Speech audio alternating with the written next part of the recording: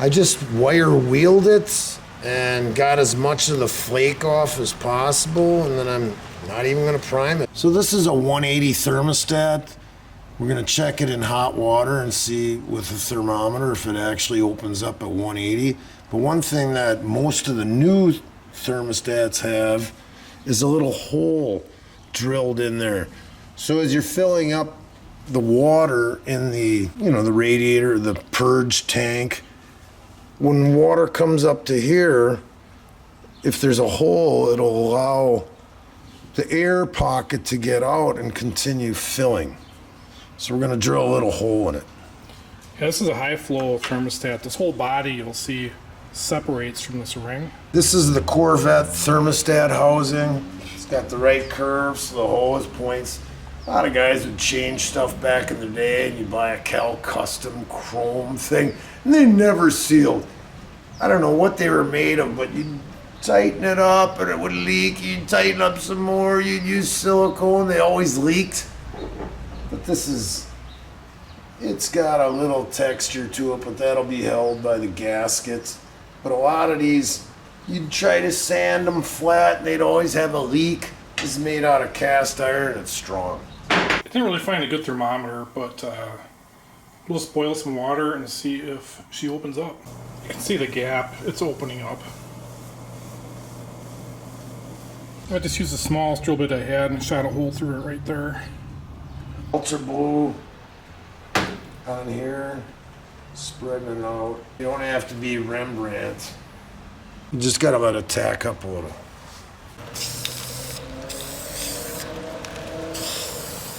Once you have the temperature sending unit, you can't get the bolt in.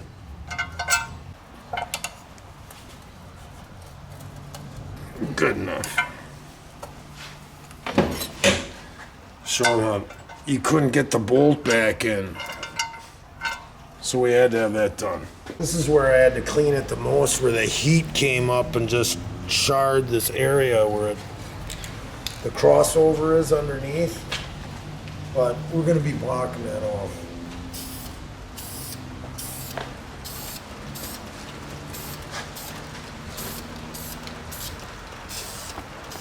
The bigger the gap, the nicer the spark.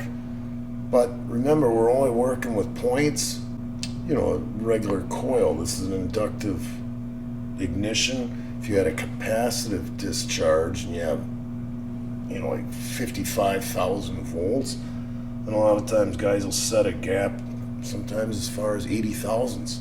You can hear the spark when you're just turning it up, and all of a sudden you hear it. And I got zapped off of one of them too.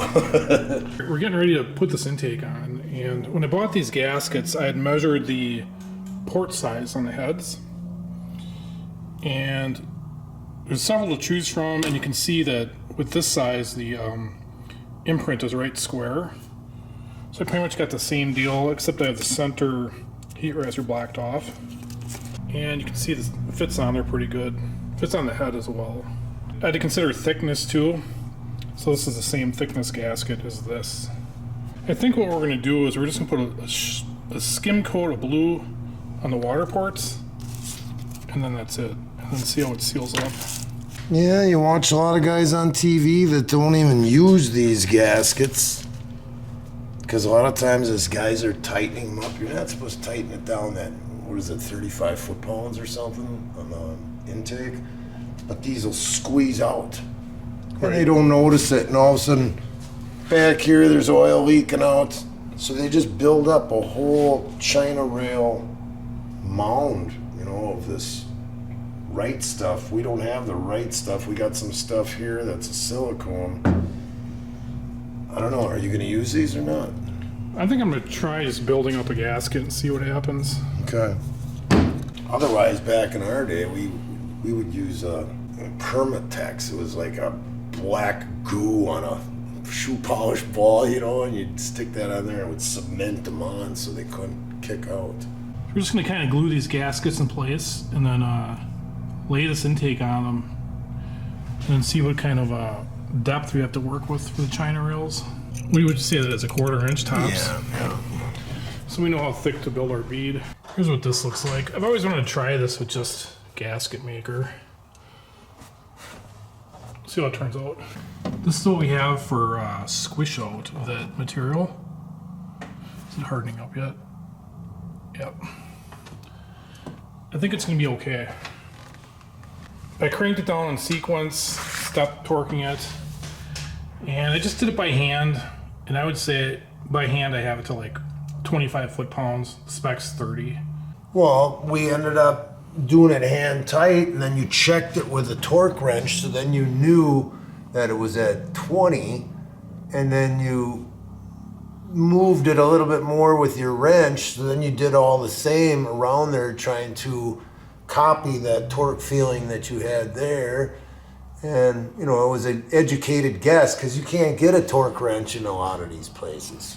Right, the way it's shaped, you can't get a wrench in there. What we did is we got a new vacuum advance, and these are even more high tech.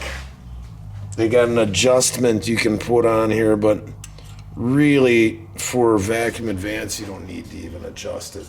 There's no load on the engine, so when you back off from the throttle, the timing can go way high up and it'll help burn all the gas better. So this is the Allen wrench that came with it. And I says, try a smaller Allen wrench, and it works.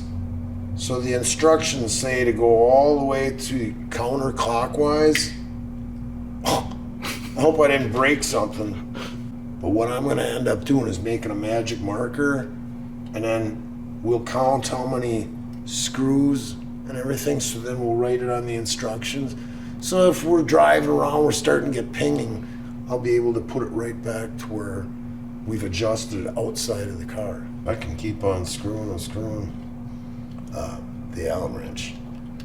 Okay, so I had screwed it all the way counterclockwise, and I marked these marks. That's where we started, and I was gonna put lines on this side, how far she moves. Now I went the total opposite, and we'll see if it even makes a difference. Well, she comes all the way. A lot more travel. So somewhere in between full lock counterclockwise and full lock clockwise, you get an extra 3/8 of an inch of movement. What we did is we just played with this until we found out it took 9 turns total. Went 4.5. It didn't make a difference.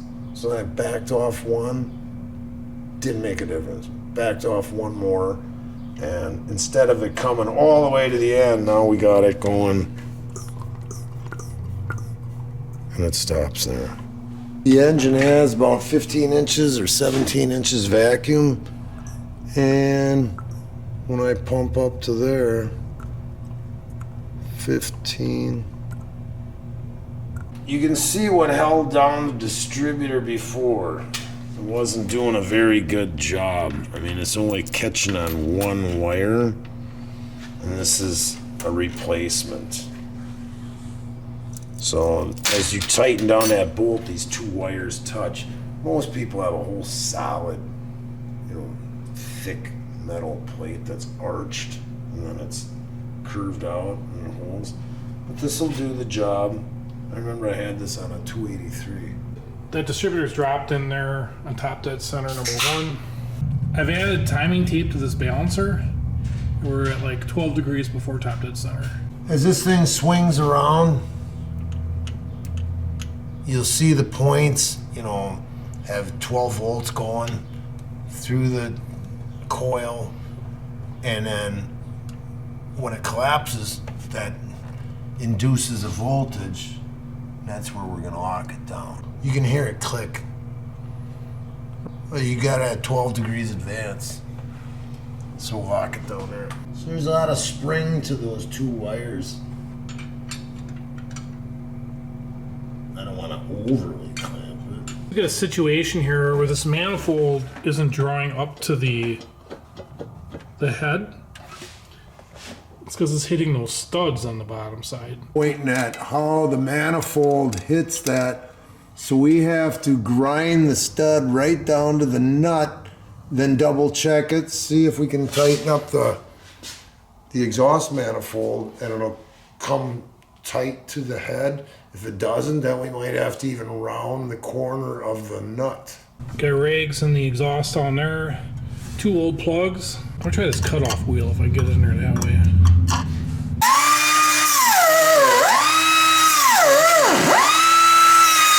So after cutting the tips of those studs off, it is laying on there flat, it looks like. But we're gonna lift it up and take a look from the bottom.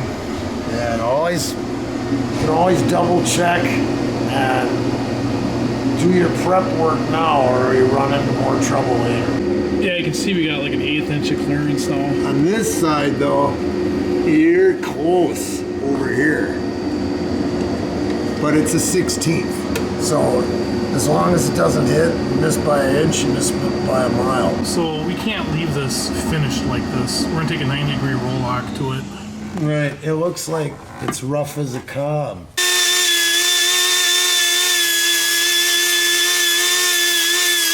There's a finished product.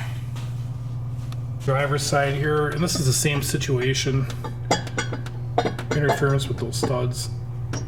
We'll do the same thing. It's the same old situation. Here's a look at the driver's side after all that. I'll test fit that manifold quick. It's looking like it's gonna go, but I'll raise it up and have a look. You can see it has about a 1/16 of an inch here. Other side's even a little tighter. I might round it a little bit, but actually with the gasket, it's gonna step it out and it'll probably be okay. Here's what I was always used to. This is 2 of them stacked on top of each other like a header gasket. And they burn out. And these are saying that because they're made out of graphite, they'll never blow out. These are more of the original size where you get those header gaskets, and I mean, look at, they're huge. And by the time you end up doing it, they're only touching on the very outside. So these will have more material around there to squeeze on. We're hoping we're gonna get this, none of that leaky, ratty noise that you get from exhaust leaks. These graphite jobs are rim flex gaskets. First time I'm trying them. Torque to 20 foot-pounds. We're gonna put all this exhaust together with ARP bolts too.